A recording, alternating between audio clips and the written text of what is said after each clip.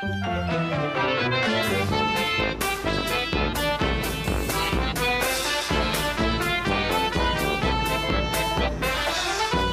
dia, boa tarde, boa noite, boa madrugada para você que acompanha mais um episódio do Repercuta Podcast. Eu sou Jade Tavares, você é sempre muito bem-vindo, muito bem-vinda. Fica à vontade, são vários episódios, vários temas, sempre envolvendo histórias, conhecimento, informação sobre o mundo dos tambores, peles e pratos. E as ideias continuam pipocando por aqui. Para você que acompanha o Repercuta, deve saber, deve conhecer a série sobre histórias baterísticas nos temas juninos, ali durante o São João, e também no período do Carnaval. Pois bem, tive a ideia de trazer esse mesmo formato, dessa vez, para o contexto do circo, trazendo histórias e depoimentos de bateristas que têm alguma experiência no contexto circense. Então bora lá! Os meus convidados para esse episódio, o Alex Reis, o Bruno Machado e também o Tostão Queiroga. Vamos em frente em mais um episódio do Repercuta Podcast. Repercuta! E o primeiro baterista que participa desse episódio é o Alex Reis. Para você que possa não conhecer o trabalho dele, experientíssimo. É um cara que já tem tocado com vários artistas antes de entrar para o contexto do circo. O Alex que divide com a gente, entre tantas escolhas, entre tantas histórias. Já adiantando para você também que o Alex já está convidado, já estamos fechados para gravar um episódio mais longo para falar da trajetória dele, aquele papo tradicional que você já sabe. Mas o destaque para esse episódio é o tempo que o Alex participa do Circo de Soleil. O Alex é bem-vindo para compartilhar uma história conosco. Olá, aqui é o Alex Reis, eu sou músico profissional, baterista já há 43 anos, nasci em 1972, tenho 53 anos e comecei a tocar, eu tinha 10 anos, né? Eu estudava violão clássico, estudei piano, estudei canto e me apaixonei pela bateria quando eu tinha 10 anos. A música sempre fez parte da minha vida desde muito pequeno, né? Trabalhei com muita gente aqui no Brasil. Eu sou nascido em Santo André, fui criado no interior de São Paulo, na cidade de Franca, e desde 1990 voltei para São Paulo e continuei trabalhando, né, na minha área. Recebi o meu primeiro cachê, eu tinha 11 anos de idade e dali para frente nunca mais parei. Bom, a história que eu vou contar tem a ver com esse último trabalho que eu fiz nos últimos 15 anos com o Cirque du Soleil. Eu entrei na companhia em 2010 e agora em 2025, completando 15 anos de atuação no circo, por onde eu já passei por mais de 30 países, passei pelos 5 continentes. Participei de 2 produções muito grandes, né? Uma delas chamada Dralion e a segunda chamada Corteu. Para contar essa história que eu vou contar agora, tem muitas histórias que aconteceram nesses 15 anos no circo, já que o Repercuta está fazendo esse podcast relacionado a histórias circenses, né? Tem muitas histórias nesses últimos 15 anos. Mas eu vou contar uma história que me deixou muito satisfeito, muito agradecido e honrado, né? E para que vocês entendam essa história, a gente tem que dar um pulo lá atrás, em 1988, quando caiu na minha mão uma fita de VHS de uma coisa chamada aula de vídeo, né? Ou aula de bateria por vídeo, né? E era um videocassete, né? Aquelas fitas de videocassete. Um amigo meu que tinha ido para os Estados Unidos trouxe uma fita de videocassete de uma drum class com Steve Gadd. E eu naquela época, garotão, não conhecia muito o trabalho do Gadd, né? E foi a primeira videoaula que caiu na minha mão, que eu assisti, reassisti, fiquei encantado e foi assim uma paixão à primeira vista, assim, sabe? Quando eu vi o Gadd tocando, vendo, né? Porque eu já tinha ouvido ele com Simon e Garfunkel em discos de vinil, né? Mas nunca tinha visto ele tocar.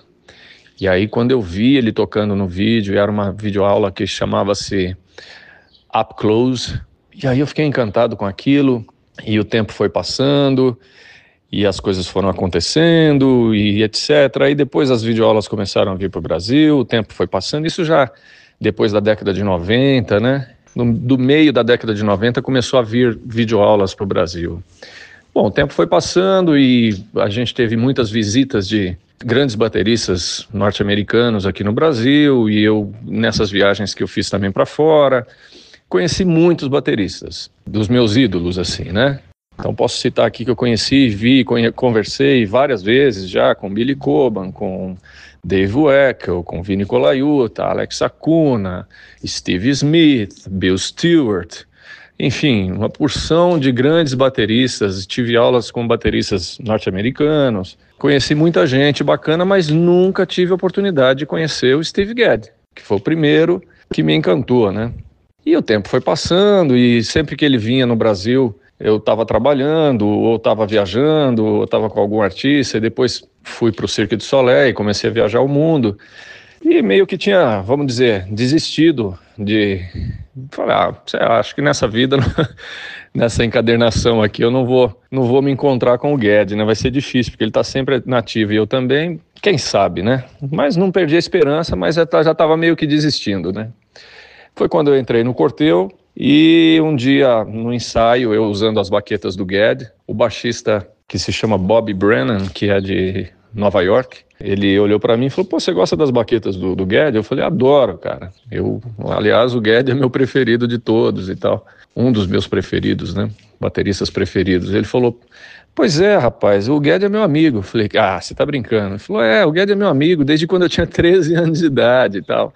E a história dele é uma história bem pitoresca também, que ele era criança, já adorava música, e um dia aí ele via o nome do Gadd em tudo quanto é disco. Um dia ele ficou sabendo que o Gadd ia tocar lá em Nova York num bar. Ele ligou pro bar e falou que queria falar com o Sr. Gadd. Ele foi, atendeu o telefone bem simpaticamente e falou, pô, você é uma criança, né? Ele falou, sou. Vem aí à noite, vem à noite que eu vou te dar vou colocar teu nome na lista.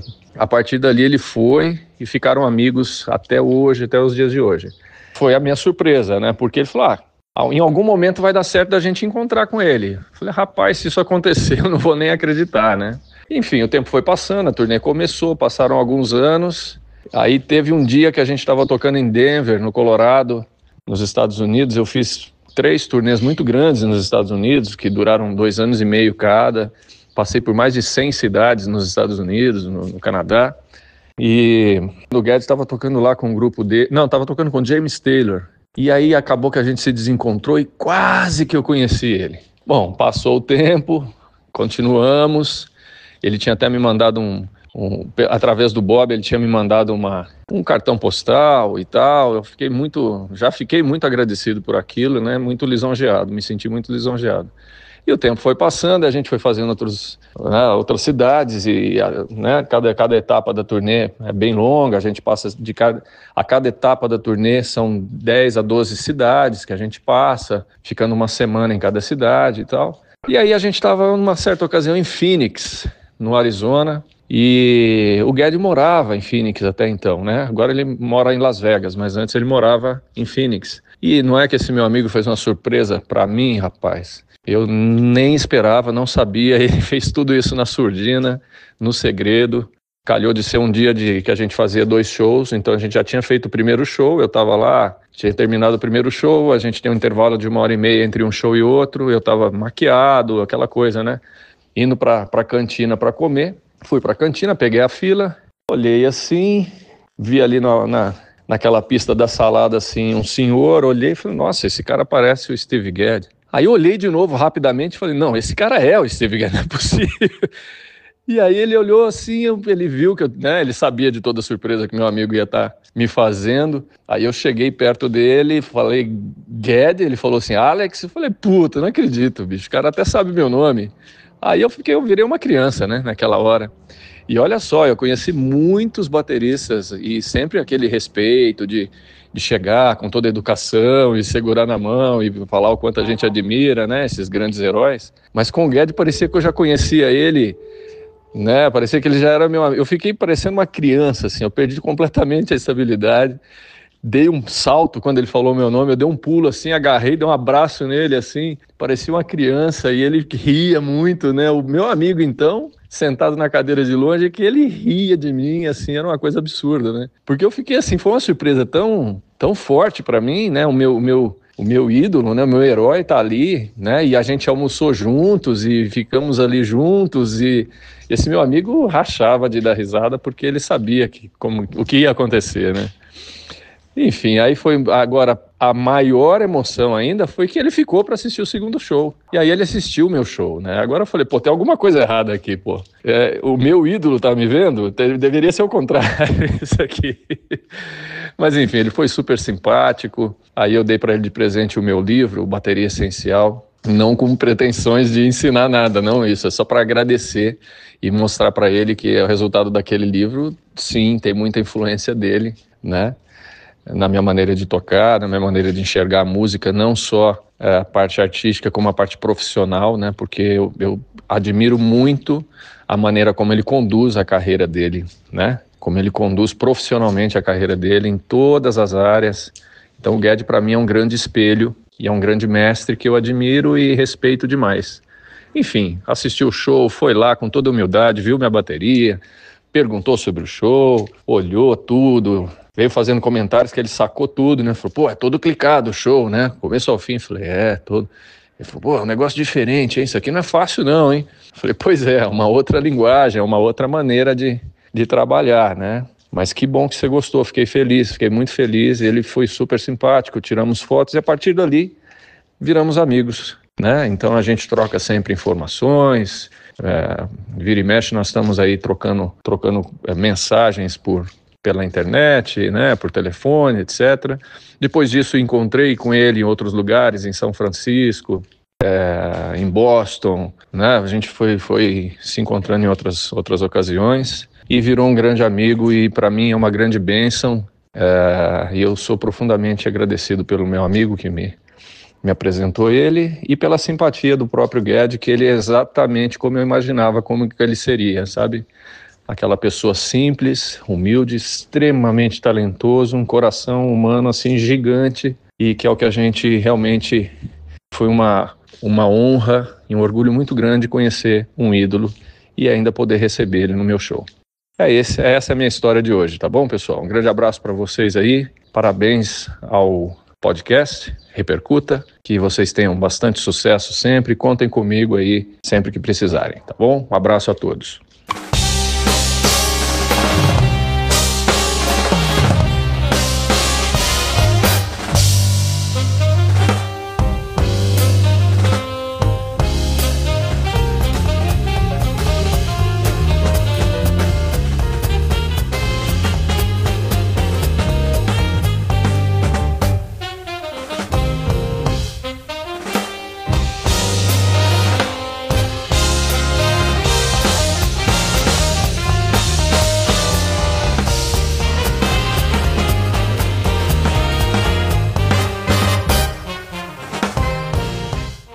Do Alex a gente vai para o Bruno Machado, ele que além de baterista é educador, é um fomentador também dos estudos da bateria, através da realização de eventos. Já para o Bruno é uma experiência na altura de gravação desse episódio, algo que foi novidade para ele durante a trajetória como educador e como músico baterista. Vamos acompanhar.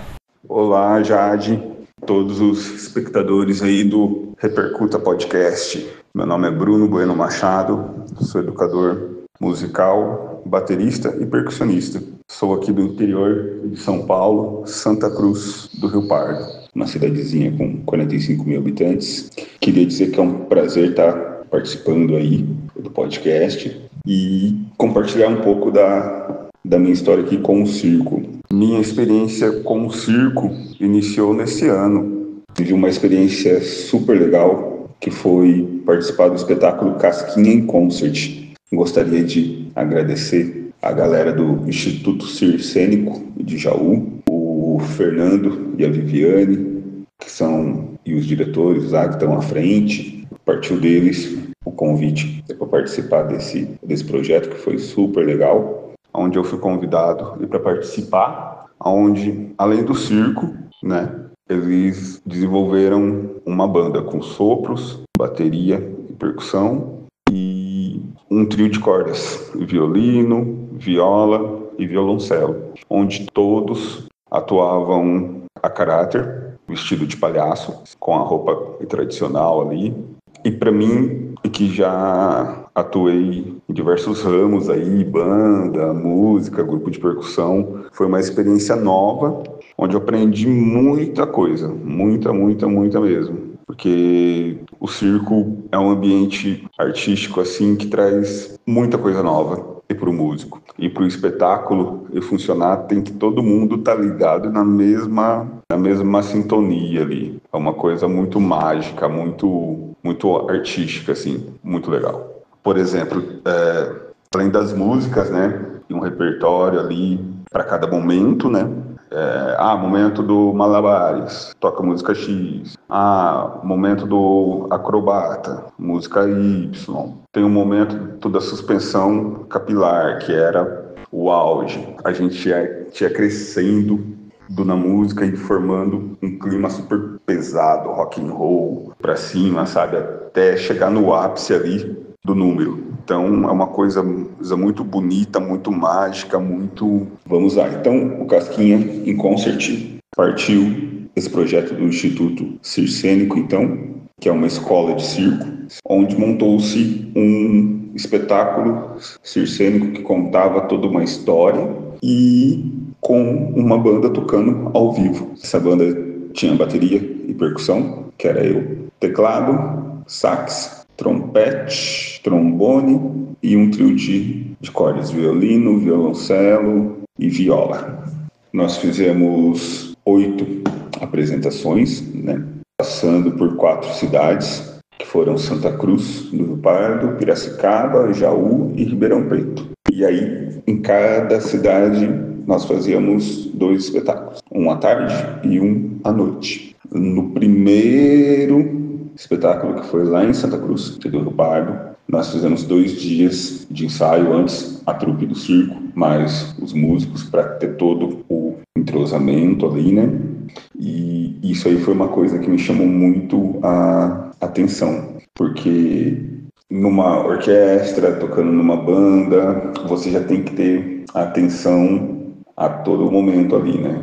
E fazendo parte de um espetáculo de circo, então isso fica muito mais evidente. Você só não é apenas, entre aspas ali, o tocar, mas também o atuar ao mesmo tempo, né? Tanto que a entrada, né, e da banda já era, né, entrávamos todos nós músicos a caráter, vestidos, né, de palhaço, e fazíamos já uma cena ali no início, né, da história. Então acontecia tudo muito junto, muito amarrado. Então a atuação e principalmente o estar atento, o espetáculo todo ali era muito importante. Isso aí foi muito legal. O repertório era bem variado, tinha desde música de circo, tinha clássicos de filme como Piratas do Caribe, bastante coisa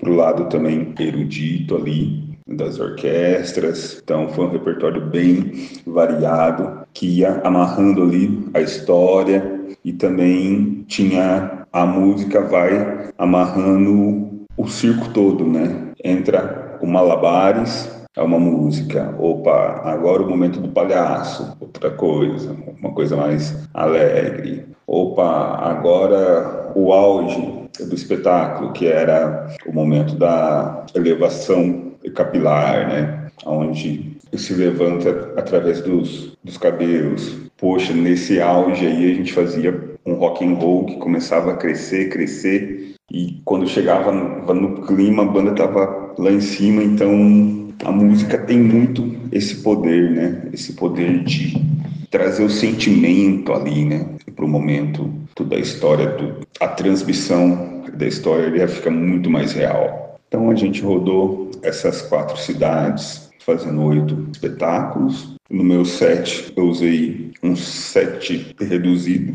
para facilitar a estrada. Eu usei uma RMV Opus, que ela é tipo aquela pancake, né, que eles falam, e que tem um tambor sem a pele de resposta, com caixa, um tom, um surdo, um bumbo, prato de ataque, e um crash ride, e um chimbal. E usei também o eletrônico para ajudar na parte mais sinfônica ali.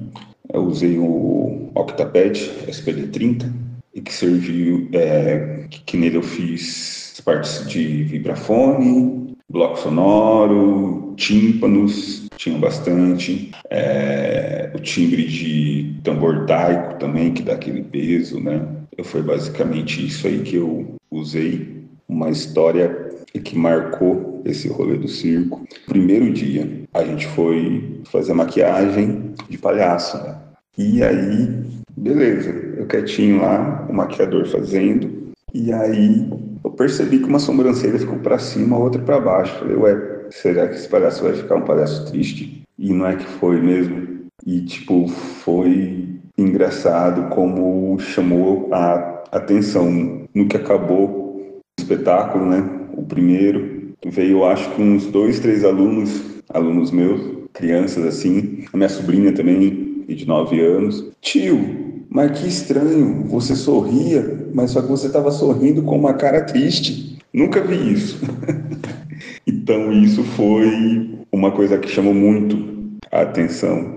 Nossa, tipo assim, o poder que a arte, a maquiagem ali, né?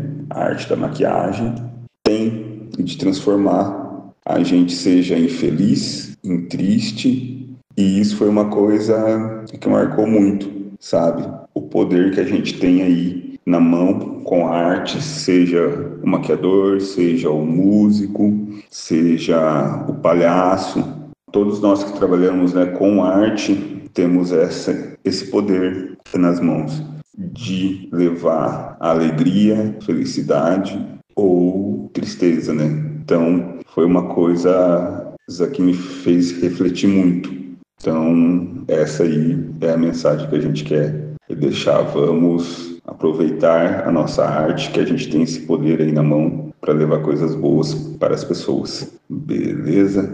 Então, vou deixar aqui meu agradecimento a todos que fizeram esse espetáculo aí, o Casquinha em concert comigo. Falar que é super legal tocar bateria no circo. Quem ainda não teve essa experiência, viva, que é muito bom. Você vai aprender muita coisa, vai acrescentar muito na sua vida musical. Muito obrigado, Jade, pela oportunidade de estar aqui compartilhando um pouco. Fico muito feliz. É uma coisinha simples, mas a gente espera que possa incentivar muita gente aí. Muito obrigado, Jade, e a todos os espectadores aí do Repercuta Podcast. Abração a todos.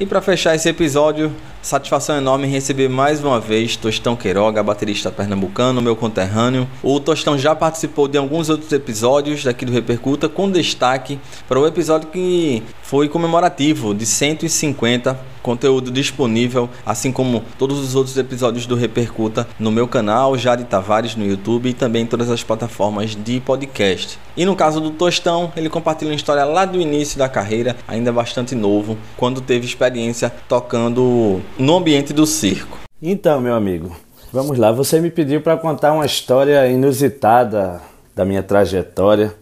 E eu digo até que daria para fazer até um livro se a gente fosse contar aqui tantas histórias que a gente passa aí pela estrada, pelo mundo afora. Daria até para fazer um livro de tanta coisa que acontece, algumas engraçadas, outras não muito, mas sempre acontece, né? Vai, não vai, acontece alguma coisa assim que marca a gente, né? De alguma forma naquela época. Mas eu vou buscar, acho que a primeira, assim, da minha história. Eu comecei a tocar muito novo ainda, com 13 anos de idade. E eu tocava com uma cantora chamada Fabiana, a Pimentinha do Nordeste. E a gente fazia muitos shows em circo, né? Eu tinha 13 anos, né? Como eu falei, eu era muito novo, era criança, né? Digamos. E eu sempre fui pequenininho, baixinho, e a gente foi fazer um show num circo, né? Tinha um espetáculo, era muito comum isso nas cidades do interior de Pernambuco. ou até de outras cidades, Maceió, tá? Aqui do Nordeste, né? E a gente foi fazer um show num circo. E eu me lembro, naquela época eu não tinha bateria, não tinha equipamento, não tinha nada. Eu tinha 13 anos, eu estava aprendendo a tocar, descobrindo o que era tocar bateria. E a banda era toda composta, eu tocava bateria, um irmão tocava baixo, o outro tocava guitarra, né? E a gente foi fazer esse show nesse circo. E o circo normalmente montava a banda do circo, era montada ali, meio do lado do picadeiro ali e tal. E tinha sempre uma lona e eles colocavam muito pó de serra embaixo dessa lona, né? E sobrava um pouco de pó de serra, caía um pouco por cima da lona também e tal. E a gente tava lá tocando. E eu me lembro que nesse circo a bateria era muito velhinha, coitada, assim, muito, sabe, muito. E eu sempre tive uma pegada muito forte, assim, uma pancada, mesmo novinho, mesmo começando ainda, eu tinha uma pegada muito forte. E eu me lembro que num certo momento do show eu fiz uma virada lá e dei uma pancada no prato, e a bateria, por não ser tão robusta, quando eu dei essa pancada nesse prato, era um prato grande de condução e tal, quando eu dei essa pancada, a estante virou, caiu com o prato bateu no chão, na lona, a lona pum, jogou para cima, o impacto da lona com o vento jogou um monte de pó de serra para cima, e isso era bem na hora que ela estava me apresentando. E a plateia do circo, o circo estava lotado, e a plateia do circo toda começou a gritar: tatu, tatu, tatu, tatu. Na hora eu não entendi muito bem, mas depois eu fui entender que o tatu que eles estavam se referindo era o Tatu da Ilha da Fantasia. Não sei se vocês lembram, que era um ator, que era um anãozinho. E eu, por ser muito pequeno, eles fizeram essa referência com o ator e com o personagem, né? E ficaram me chamando de Tatu, Tatu, Tatu, por causa desse episódio do prato caindo no pó de serra e o pó de serra subindo para todo lado. Foi um momento muito engraçado, muito no início da carreira, que me marcou muito.